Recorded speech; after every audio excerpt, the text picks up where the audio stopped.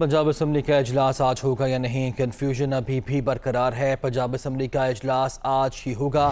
Deputy speaker दोस्त मोहम्मद मज़ारी की जानिब से कहा गया, ये भी कहा गया कि लेकिन पंजाब असम्बली सेक्रेटेरिएट ताउन नहीं कर रहा। डेप्यूटी स्पीकर पंजाब ने कहा कि मैंने सुप्रीम कोर्ट के हुक्म पर इजलास तलब किया है। असम्बली सेक्रेटेरिएट को मेरे ऑर्डर पर इजलास का गजट नोटिफिकेशन जारी करना चाहिए। इसी पर बात करेंगे। नुमाइंदा दुनिया न्यूज़ लियाकत अंसारी हमारे साथ मौजूद हैं। लियाकत अंसारी, बताइएगा, कन्फ्यूजन दूर हो पाई, आज इजलास होगा या नहीं? नहीं, अभी तक ये कन्फ्यूजन दूर नहीं हो पाई, क्योंकि अगर देखा जाए कि गुज़श्ता रोज़ जो है वो डिप्टी स्पीकर के दस्तखतों से एक समरी मूव करके जो है वो पंजाब असम्बली का इजलास 16 अप्रैल को 11:30 बजे तक मुलतवी कर दिया गया। लेकिन रात के एक लेटेस्ट डेवलपमेंट हुई जिसमें डिप्टी स्पीकर ने दोबारा से एक सादा कागज़ पर नोटिफिकेशन करके इजलास जो है वो आज शाम 7:30 बजे तलब कर लिया।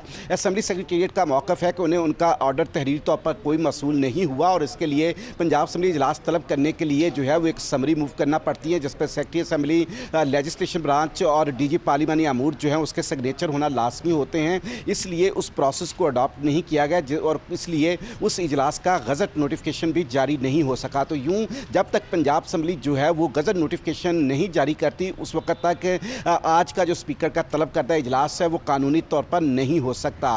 तो ये सूरत हाल है। डिप्टी स्पीकर का कहना है कि उन्होंने तो ऑर्डर कर दिए हैं, पहले ऑर्डर अपने मनसूख कर दिए हैं, लेकिन असम्बली सेक्रेटेरिएट उनके साथ ताउन नहीं कर रहा है। उन्होंने कहा कि मैंने तो इजलास जो है वो सुप्रीम कोर्ट की हदायत की रोशनी में बुलाया है। अगर असम्बली सेक्रेटेरिएट आज इजलास नहीं करता तो यकीनी तौर पर यह तौहीन अदालत के मुर्तकिब होंगे। यूँ जो है वो डिप्टी स्पीकर और जो है वो इस वक्त उनकी पोजीशन ये है कि उनका जो सादा कागज़ पर जारी नोटिफिकेशन था, ऑर्डर था, उस पर असम्बली सेक्रेटेरिएट जो है वो इजलास तलब नहीं कर रहा। और आज पंजाब असम्बली का इजलास जो डिप्टी स्पीकर की तरफ से 7:30 बजे तलब किया गया है वो इजलास होता हुआ नज़र नहीं आ रहा, क्योंकि असम्बली सेक्रेटेरिएट का कहना है कि जब तक गजट नोटिफिकेशन नहीं होगा कोई वैलिड इजलास की जो है वो हम तस्दीक नहीं कर सकते। तो पंजाब में जो कायदे-ए-वान का इंतखाब होना है वो बहरहाल ताख़ीर का और इल्तवा का शिकार हो रहा है। डिप्टी स्पीकर भी अब जो है वो एक किस्म का इस अंदाज से हैं कि इन्होंने जो डिप्टी स्पीकर ने इजलास तलब किया उसमें ना पंजाब हुकूमत का मशवरा शामिल है, ना ही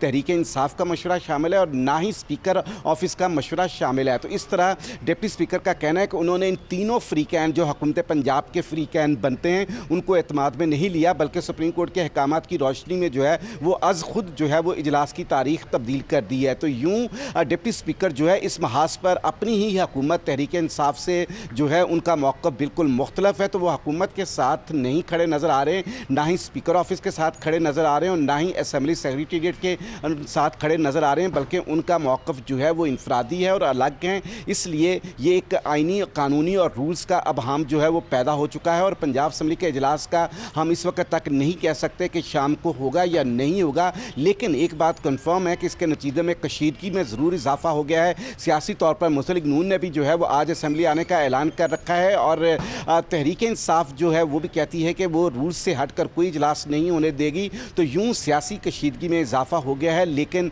इजलास की कंफर्मेशन करने की पोजीशन में हम अभी नहीं हैं। जी, इजलास आज होता नज़र नहीं आ रहा। लियाकत अंसारी, बहुत शुक्रिया आपका।